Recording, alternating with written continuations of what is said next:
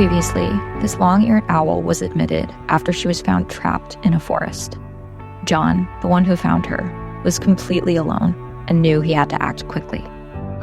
Owl was obviously in distress and just hanging by a fishing line. There was immediate panic. I think anyone's sort of natural response to seeing something else in pain, scared, probably confused. Yeah, well, like my immediate thought was like, number one, what do I do? Number two, how do I do it? Number three, like, how much time do we have? He immediately called for help, and the owl was brought in for care.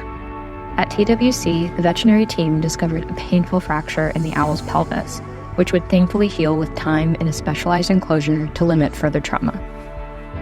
But the tangled line around her wing had left the poor owl with several broken feathers. How is it broken? It's just like... You just let it fall out? No. We can imp it if we have good feathers and the right size. It was decided an imping procedure would be done, which is when feathers from previous patients, who sadly didn't make it, are implanted to replace damaged ones of patients in need in order to speed up recovery. Certain species, such as raptors, they only do a partial molt each year. So if they have a lot of damage to their feathers, that can impact their flight. It can negatively affect their ability to hunt and survive in the wild. If we were to keep them to wait for a molt, that could take multiple years, and we don't want to keep them here for years. We want to get them back out into the wild as soon as possible. So imping allows us to do that and get them out much quicker. And those imped feathers will last until they do a natural molt.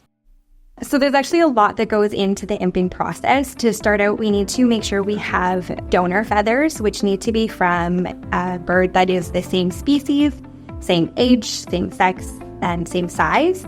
Once we confirm that we have appropriate donor feathers, then we can go ahead and get started. We typically sedate, not always, it depends on how many feathers we are doing. And then we individually separate the feathers. We put a little piece of paper in just to help clear it. It makes it easier to visualize. We have to measure the length of feathers to make sure they are the appropriate length for that individual feather.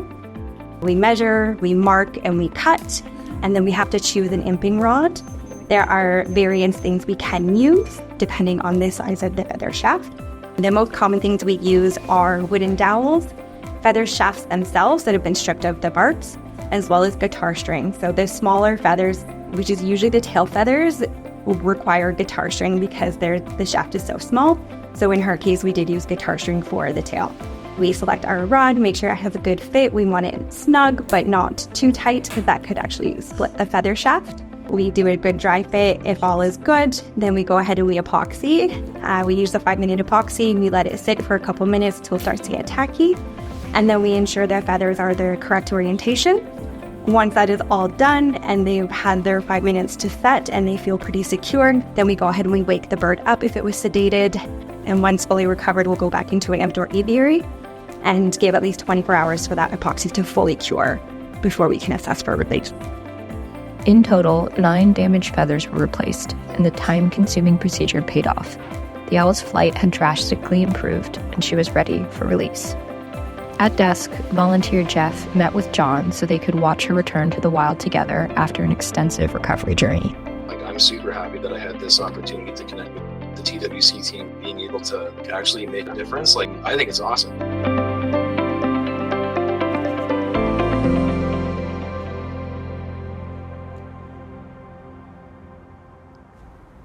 If you like our videos, please subscribe to our channel and make sure you hit the bell to be notified when we share new content. We would also love if you shared this video with a friend.